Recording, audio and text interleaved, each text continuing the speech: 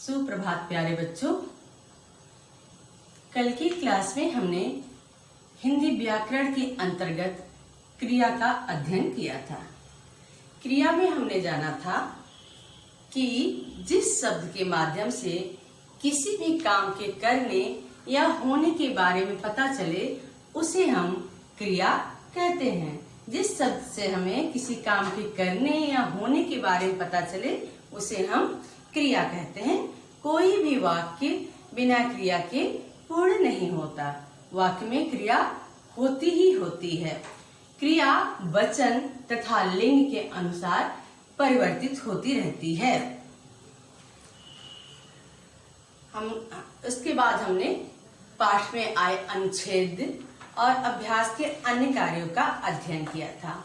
बच्चों, आज हम क्रिया के काल का अध्ययन करेंगे। क्रिया के काल का अध्ययन करेंगे। क्रिया यानी करना, कोई भी काम करना क्रिया, और काल यानी समय। जिस शब्द से किसी भी काम करने के, क्रिया करने का समय का बोध होता है उसे हम काल कहते हैं। क्रिया के जिस रूप से उसके होने के समय का बोध हो उसे काल कहते हैं। बच्चों, आप जो भी काम करते हैं, सुबह उठते हैं, फ्रेश होते हैं, नाश्ता करते हैं, नहाते हैं, फिर दोपहर में अपना अध्ययन करते हैं, फिर शाम को खेलने जाते हैं, तो जो भी आप काम करते हो किसी न किसी समय करते ही रहते हैं। जैसे मैं उदाहरण देती हूँ कि इसके पिछले क्लास में हमने क्रिया का अध्ययन किया था, यानी वो क्रिया का अध्ययन हम कर चुके हैं। आज हम क्रिया के काल के बारे में पढ़ेंगे। अगली कक्षा में हम क्रिया विशेषण के बारे में जानेंगे। तो एक ऐसा जो क्रिया हमने पढ़ लिया है वो बीत चुका है, वो भूतकाल होता है। आज हम क्रिया के काल का अध्ययन कर रहे हैं, यानी इस समय हम कर रहे हैं जो काम प्रेजेंट टाइम में होता रहता है वे वर्तमान काल होता है। और कल हम क्रिया विशेषण का अध्ययन करेंगे, यानी आने वाले समय में अध्ययन करेंगे, तो आपका भविष्य काल होता है। इस तरह काल के 3 भेद हैं: भूतकाल, वर्तमान काल, भविष्य काल। क्रिया के जिस रूप से उसके होने के समय का बोध हो उसे काल कहते हैं। काल के 3 भेद हैं: भूतकाल, वर्तमान काल और भविष्य काल। अब हम अपने पुस्तक में आए कुछ पंक्तियों को पढ़ेंगे। आप पेज नंबर 63 ओपन करेंगे। क्रिया का काल। यहाँ कुछ चित्र बने हैं, उसके बारे में लिखा गया है। सुमित सो रहा था। सुमित नाश्ता कर रहा है। सुमित विद्यालय जाएगा। सुमित सो रहा था, ये काम हो चुका है, तो ये कौन से काल का होगा? ये आपके भूतकाल का होगा। सुमित नाश्ता कर रहा है, जो काम हो रहा है, ये वर्तमान काल का। सुमित विद्यालय जाएगा, अभी गया नहीं है, बाद में जाएगा, तो आपका भविष्य काल का है। ऊपर दिए गए चित्रों के नीचे लिखे गए वाक्यों को पढ़िए। पहले वाक्य में सो रहा था, क्रिया शब्दों के से बीते हुए समय में काम होने का पता चला, यानी सो रहा था, बीते हुए समय में काम के होने का पता चला, यानी काम हो चुका है। दूसरे वाक्य में कर रहा है, क्रिया शब्द वर्तमान समय में काम होने की बात बता रहा है कि ये इस समय काम हो रहा है। और तीसरे वाक्य में जाएगा, क्रिया शब्द से पता चलता है कि काम आने वाले समय में होगा। काम अभी शुरू नहीं हुआ, आने वाले समय में होगा। यानी क्रिया के जो शब्द होते हैं उसी से काल का भी पता चलता है। सुमित सो रहा था क्रिया है।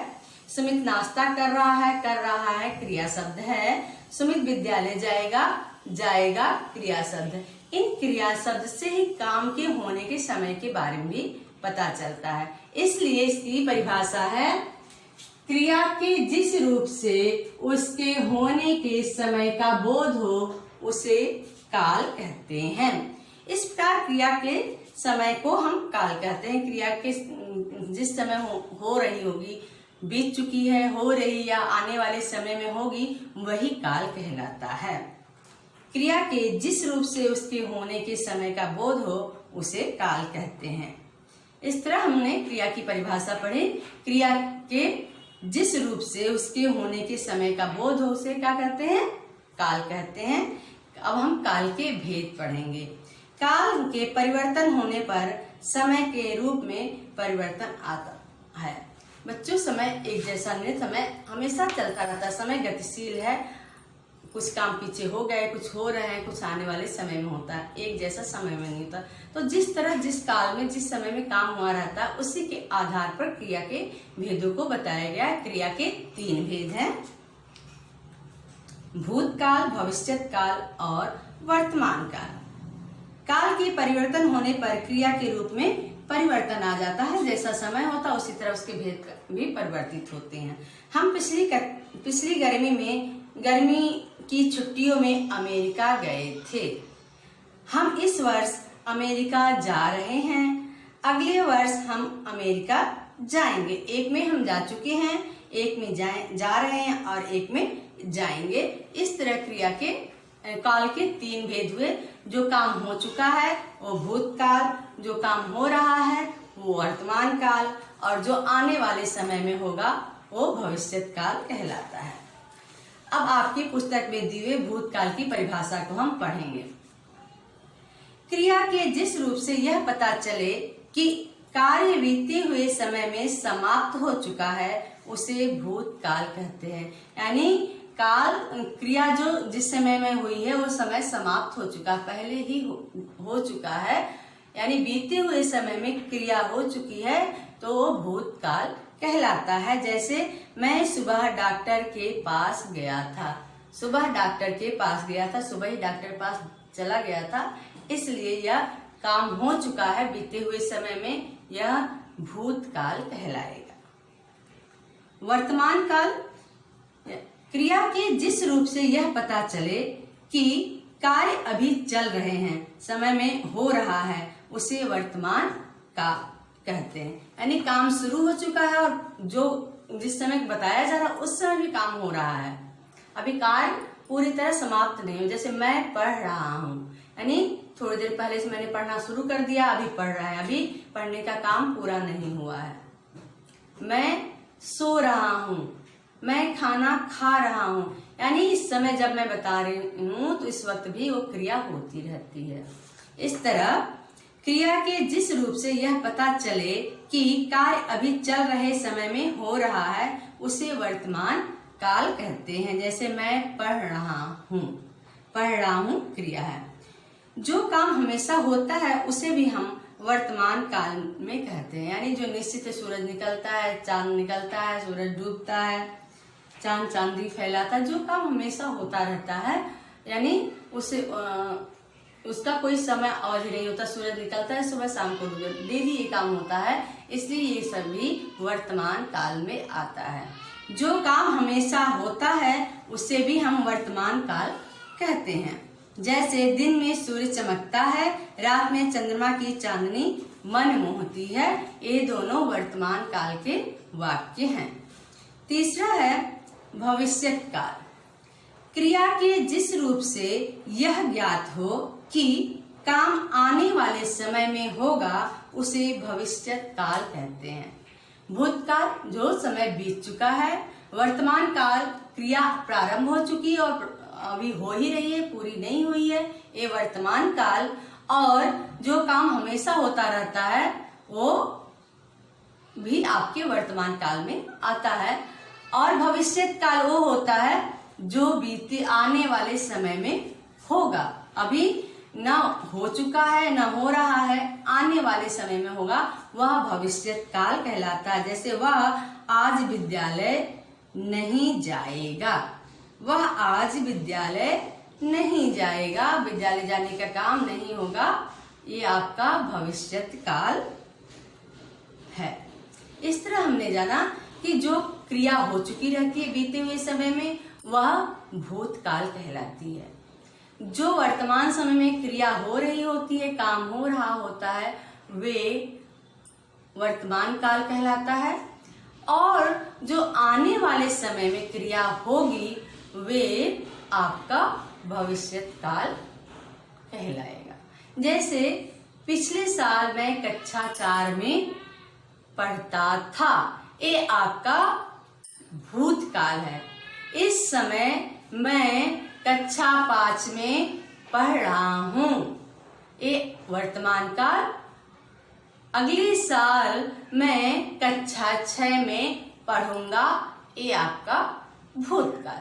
यानी जो क्रिया बीत चुकी है वो भूतकाल, हो रही है वर्तमान काल, होगी भविष्यत काल। इस तरह हमने काल को जाना। क्रिया के जिस रूप से उसके होने के बारे में पता चलता है उसे हम काल कहते हैं। कार्य जिस समय हो रहा होता है वो बीते हुए समय में हो रहा है, इस समय हो रहा है, प्रेजेंट टाइम में हो रहा है, वर्तमान समय में हो रहा है, या फिर आने वाले समय में होगा, ये आपका काल कहलाता है। जिस क्रिया के जिस रूप से काल यानी समय के होने का ज्ञात हो उसे हम काल कहते हैं। काल के 3 भेद होते हैं, वर्तमान काल, भूतकाल और भविष्यत काल। भूतकाल, वर्तमान काल, भविष्यत काल। जो क्रिया पूरी हो चुकी होती है उसे हम भूतकाल कहते हैं। जो क्रिया पूरी हो चुकी होती है उसे भूतकाल कहा जाता है। जो क्रिया हो रही होती है उसे वर्तमान काल कहते हैं। जो क्रिया आने वाले समय में होगी उसे भविष्यत काल कहते हैं। इस तरह हमने काल की परिभाषा तथा उसके भेदों को जाना। अब हम पाठ में आए जो अभ्यास कार्य है उसको पढ़ेंगे। यहाँ कुछ वाक्य दिया गया है, उस वाक्य से हमें क्रिया को अंडरलाइन करना है, लाइन खींचना है, रेखांकित करना है और बताना है कि वह क्रिया भूतकाल का है, भविष्यत काल का है या वर्तमान काल का है। हमको पहचानना है, जानना है कि क्रिया हो चुकी है, हो रही है या आने वाले समय में होगी। पहला वाक्य इसमें आपको रेखांकित करके इसका उत्तर भी लिख दिया है। अंकित ने बहुत अच्छा अभिनय किया था। अंकित ने बहुत अच्छा अभिनय किया था। अंडरलाइन किया गया है क्रिया को, किया था यानी ये काम हो चुका है इसलिए यह भूतकाल का है। दूसरा है आजकल त्योहारों के दिन हैं, यानी आजकल त्योहारों के दिन चल रहे हैं, अभी बीता नहीं है, तो ये आपका क्या हो गया, वर्तमान काल।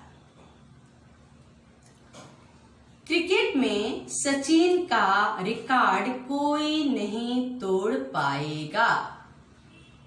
सचिन जो रिकॉर्ड बनाए हुए हैं उसको कोई भी नहीं तोड़ पाएगा। नहीं तोड़ पाएगा क्रिया है और एक काम कभी नहीं होगा तो ये आपका क्या होगा, भविष्यत का। तोड़ पाएगा यानी भविष्य में भी कोई नहीं कर पाएगा, इसलिए भविष्यत काल है। कल हम चिड़ियाघर देखने गए थे यानी हम देख चुके हैं चिड़ियाघर, बीते हुए समय में हो चुका है तो ये आपका भूतकाल होगा। सुबह से पानी बरस रहा है। सुबह से बारिश हो रही और अभी भी हो रहा है, बरस रहा है, अभी भी पानी बरस रहा है, तो काम इस समय भी हो रहा है इसलिए यह वर्तमान काल है। मैं वाद विवाद प्रतियोगिता में हिस्सा लूंगा, यानी जो वाद विवाद प्रतियोगिता होगी उसमें मैं पार्टिसिपेट करूंगा, हिस्सा लूंगा। तो हिस्सा लूंगा आपका क्रिया है और आने वाले समय में लेंगे इसलिए यह भविष्यत काल है। माता जी खाना बना रही हैं, अभी भी खाना बनाने का काम चल रहा है इसलिए यह वर्तमान काल का है। कल मैंने एक भयानक सपना देखा, यानी मैं सपना देख चुका हूँ बीते हुए समय में इसलिए यह भूतकाल है।